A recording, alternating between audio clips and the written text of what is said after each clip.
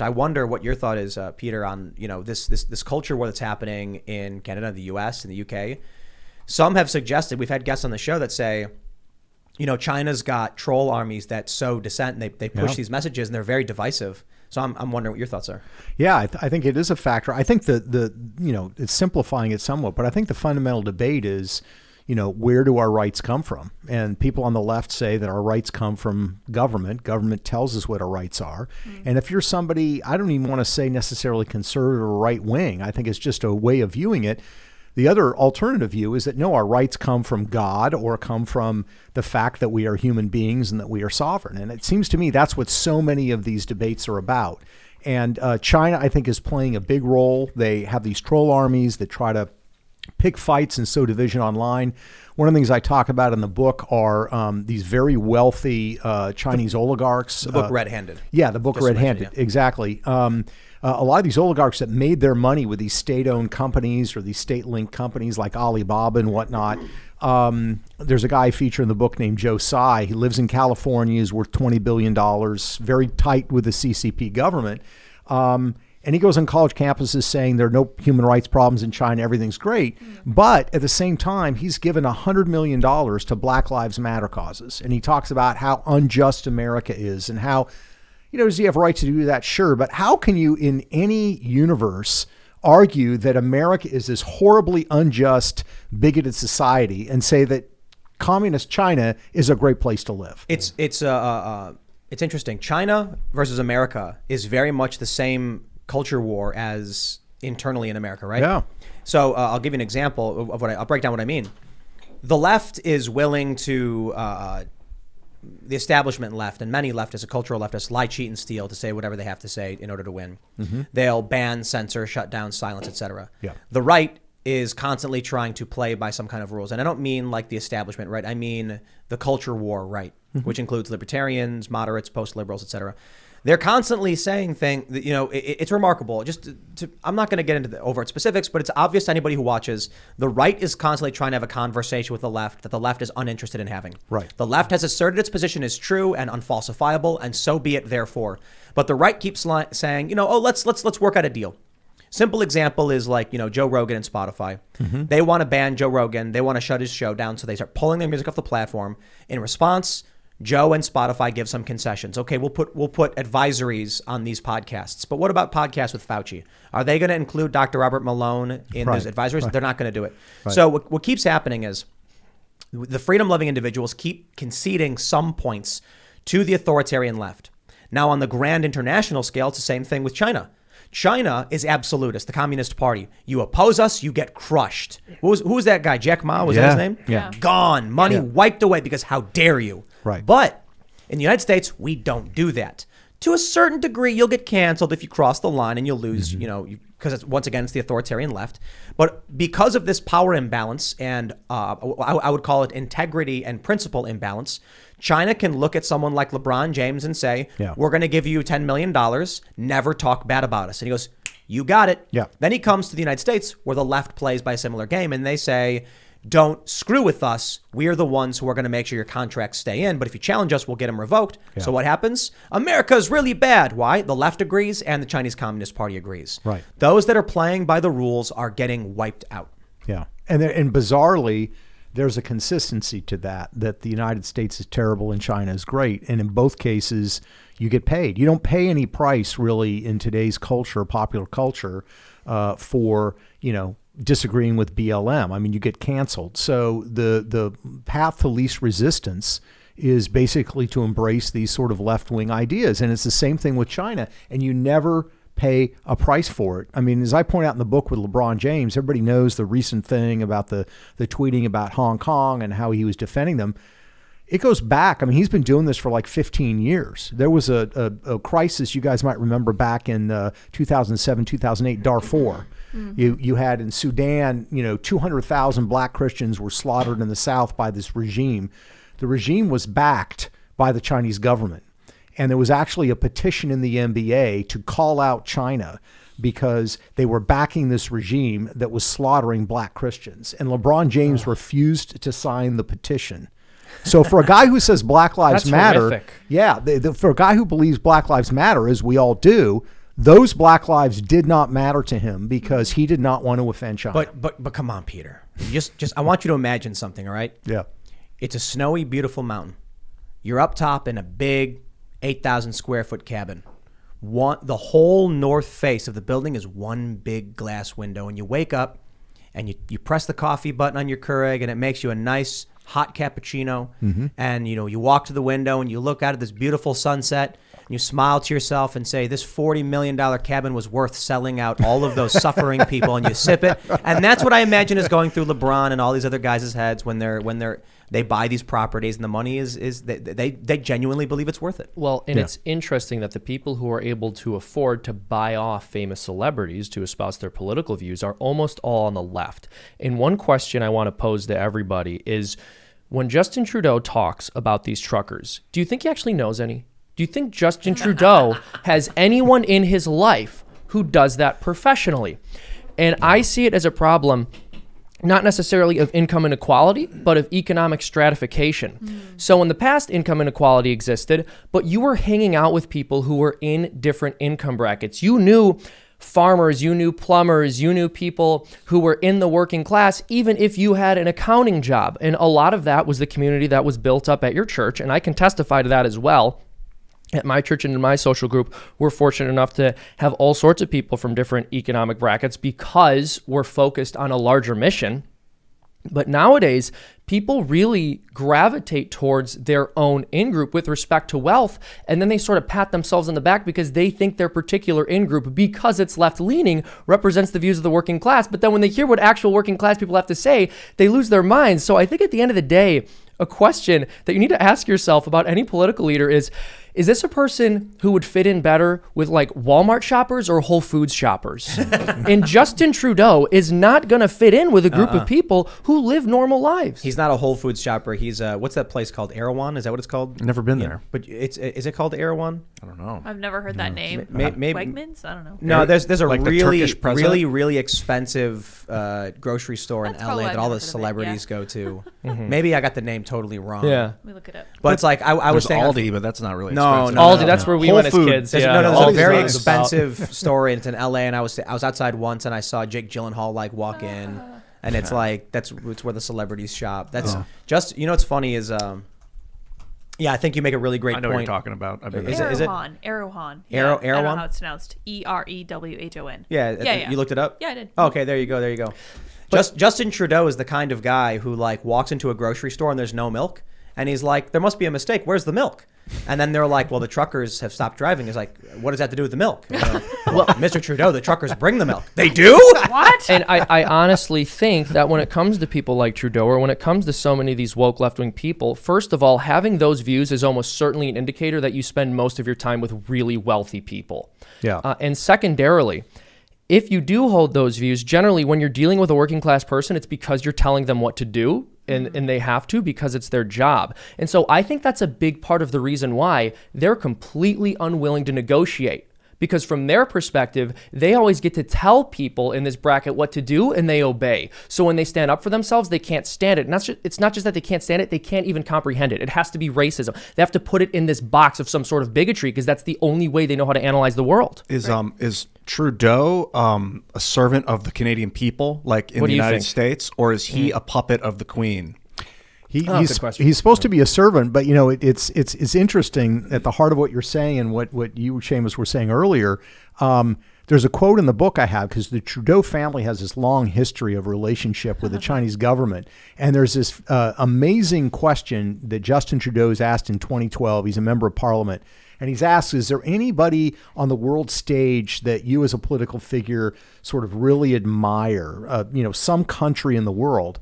And he doesn't say the United States. He doesn't say Great Britain. He says China. Wow. He says, I admire China. And they ask, why do you admire China? And his answer, to your point, Seamus, is, well, if you're the leader of China, you can just get shit done. You can get Wow. things done. Wow. It's efficient. And he talks about climate change. And he says, you don't have to debate all these things. You just get things done. You know how you respond to Exactly. someone like that? Like if I was sitting down, if I was talking to Trudeau and he said that, I'd be like, Justin, spot on. I mean, when you've got a global pandemic, for instance, and you can just weld the doors shut of poor people, Exactly. so they just die, Right. and you don't got to worry about a pandemic. I Right. mean, why should I get sick? Let them die. You know what I mean? Right. And it's like look, I'm trying to build a highway, for instance, and these poor people think they can own land. Just get 'em out of the plow way. them out of the way. Yeah. Where do they live? Who cares? Screw them. They're poor people. They're not Right. paying taxes. Right, There right. you go. There's a certain efficiency to a dictatorship, and that's attractive to Yep. Justin Trudeau. And there's other people that say the same thing, but Trudeau, it's so interesting to me because it's exactly what you guys were saying earlier, that he doesn't have a connection. People become just these objects you move around on the chessboard, right? If you don't have a connection with them, if you don't know truckers, if you don't know farmers, they're things to be moved around on a chessboard, and that's the mentality of a dictator. Exactly, and I apologize if I was a little snide to you in my reply to you, sort of asking if Trudeau was a servant, but I also think that it's so telling that when Trudeau is looking at communist China, the person he empathizes with is the dictator, the Yeah. person in control. Right. Like, he doesn't look at communist China Right. and think about the people living there and how horrible that would be. He immediately associates himself with the communist dictator. That's Right. very telling. Right. How that doesn't end a political career, I will never know. I like how people call Justin Trudeau Castro Yes. instead of Castro, like Castro.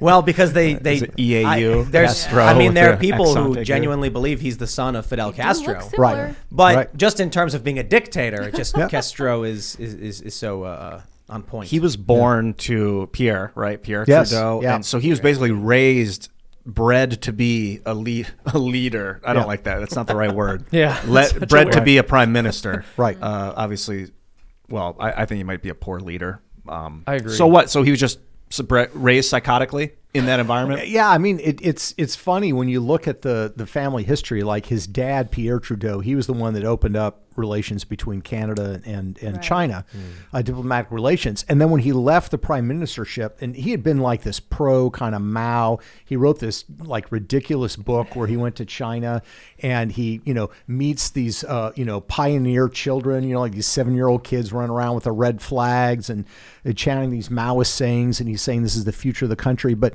when he leaves the premiership in Canada, he opens up a consultancy helping getting businesses juiced in with the communist leadership in China because he had a good relationship with them. So that's where the Trudeau family money comes from.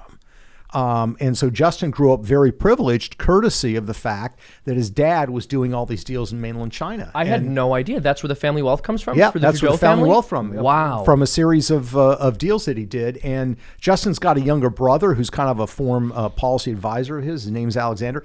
Has written some like insanely horrific things about China. Again, kind of this admiration for dictatorship. People don't understand it. He says, like, Canadians in a way are less free than people in China. It's ridiculous stuff. And that's sort of the background of what Justin Trudeau grew up in. What he heard from his dad, what he heard from his brother, and it now influences the way that he deals with China. So when he sees truckers in Canada, it's not hard to take a leap and say, this is imagine how a Chinese leader would look at truckers in China if they were doing the same thing. He goes, I really wish I could just take their organs. It would be a far more efficient country. That'd be a way better way of doing things. Thank you, Justin. But do you think that China is? We've asked a lot of people this. Is actively engaged in sowing the conflict in our countries, Yes. making the culture war worse. Absolutely. And you look at various things. You look at the donations that some of these guys that are connected to the regime are making. They're making donations to these divisive groups. You look at, I think, the whole question of COVID. I mean, I'm not an expert, but you at least got to entertain the idea that it was a lab leak. But, in Congress, there hasn't been a single congressional hearing about the origins of COVID. And I'm convinced part of it is because Nancy Pelosi and her family have their deals with Canada. There have been hearings that have addressed it. Yeah, but Rand Paul has raised the question, but they to have a congressional hearing that says we're going to explore the origins of COVID and lab leak.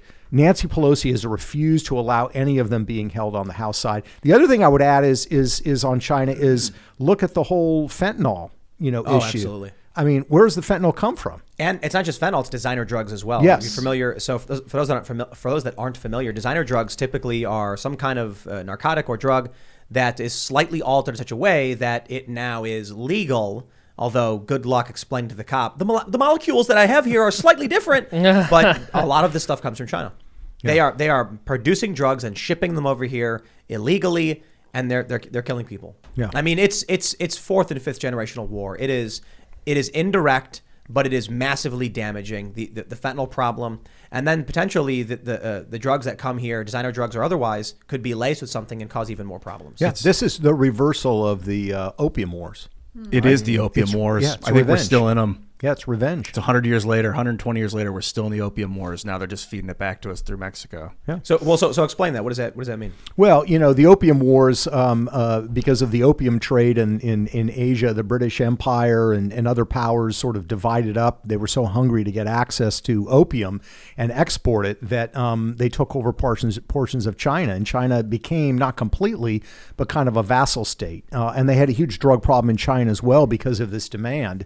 And then they finally gained enough sort of national sovereignty to sort of beat it away. But you actually find literature of, Chinese military officers and others saying when fentanyl comes up, well, this is revenge for the opium wars. Was that related to the Boxer Rebellion? That was a part of it. Yeah, that was part of it. But China has been obsessed, and I understand because it's a terrible part of their history, with extracting revenge on the Western powers because they were so weakened. They were this empire that had been largely defeated by the West, and they want revenge. And you see Xi talks about this all the time. That by 2049 they're going to seize the commanding heights on the global stage. They're going to overcome the United States, and there's going to be payback for what the Western powers did to his country 150 years earlier. So what then is Klaus? How does Klaus Schwab fit into this? Is he like accelerating this communist insurgence into the United States? It's so funny. On all these guys, you look at, some like Elon Musk and these guys. Elon Musk says some great things. And then he says some crazy things about China, about how China is more representative than the United States. And I mean, it's just crazy stuff. And you have to decide with all these guys, whether it's Klaus Schwab, are they just doing it for the money? Or do some of them actually believe it? And I think some of them actually believe it. I think a lot of them do it because they want access to China. They want access to the Chinese market. A guy like Klaus Schwab, I think, is a true believer. And he said, that hey, they've got good market reforms in China. And you got this dictatorship, but that's less important because they've got this market that they've set up. It's crazy stuff. So he's, I think, a true believer. He's not just doing it for the money. Is it because the Chinese bank, does it get its money from the Bank of International Settlements in Switzerland as well as? Yeah. So could Klaus and his buddies just shut off the Chinese economy so they're really not afraid of the Chinese government? It'd be hard to shut off the Chinese economy because it's so wedded in so many ways, financially and otherwise. And that's been the thing, right? We were told for 30 years, if we just traded with them, if we just gave them, access to our financial markets, if we let them watch our movies and, buy our clothes, they're going to become more like us. Yeah. And no, they haven't. They're a dictator. We've become more like them. Amen. In a lot of respects. Elon Musk is tweeting support for the truckers. Yes. And there's rumors going around. I haven't verified this, but liar.com is reportedly owned by Elon Musk. I don't know if that's true, but people are claiming it is. Interesting. And it links to Trudeau's Wikipedia page. And it's associated with a $42,000 donation. I don't know if any of that's true, so fact check that one. Yeah. But it's a viral tweet going around where people are claiming this. Yeah. And maybe Elon Musk is just playing both sides. Yeah, it could be. And look, I think in Musk's case, if I were to guess, he's got a big Tesla factory in China. They built it for him. China's a big growth market. He's saying stuff because he wants access to the market. But some of these Wall Street guys, they are true believers. They believe in these leaders. They think they're better than ours. They think the system's better than ours. And to my mind, they're just sellouts. Well, can I ask you, how could they possibly believe something like that? Are they genocide deniers? Do they pretend that it's not actually happening over there? Or do they think that their market is so efficient that it justifies that kind of behavior? Well, so I'll give you an example that sort of blows my mind. There's a guy, I don't know if you guys have heard of him. His name's Ray Dalio. He runs the largest hedge fund in the United States, Bridgewater Associates. And he wrote a book in 2017 called Principles, which is ironic based on what I'm about to tell you. In that book, he talks about the second most powerful man in China named Wang Qishan, who he says, I've known him for a long time. And he says, Wang Qishan has almost helped me tap the secrets of the universe. And he talks about this quasi-religious experience that he's had just meeting with this guy. He's so wise. I've learned so much from him, and he's been this remarkable force for good for like 30 years. I thought, well, who the hell is this Wang Qishan guy? So I started looking it up. He's Xi's enforcer. He's in charge of party discipline. He's the guy that throws people in jail and has them tortured. Now, why would you, as a smart guy like Ray Dalio, write something like that? And then you realize that he wrote that, he said a bunch of other nice things, and then his hedge fund got the first opportunity of any other hedge fund in the world to sell hedge fund products to the Chinese. I guess horrific. if you're elite, if you're extremely wealthy, you feel safe and secure Yes. in doing your dealings. Yes. And then it's the people of the world who suffer for it. Yes. Yeah. If you're elite, I mean, you're assuming if things go south, you're still going to be okay. And your Yeah. family's going to be safe. I think you're right. Yeah. And, not to make any specific accusations about Ray Dalio here, right? But we do know statistically that people who trade on Wall Street are actually more likely to be psychopaths and sociopaths. Now, I can't give someone that kind of diagnosis, but those are the behaviors of a psychopath, to praise somebody who would do that kind of thing because you think it'll get you money. Thanks for checking out this segment from the Timcast IRL podcast. If you want to watch live, you can check out this channel Monday through Friday at 8 p.m. Now, don't forget to smash that like button, subscribe to this channel, and if you want more unfiltered and uncensored content with all of these guests, go to timcast.com and become a member. All of these guests you know and love in exclusive segments on our website where we are unrestricted in what we talk about, so you'll definitely not want to miss it. Thanks for hanging out. We'll see you all next time.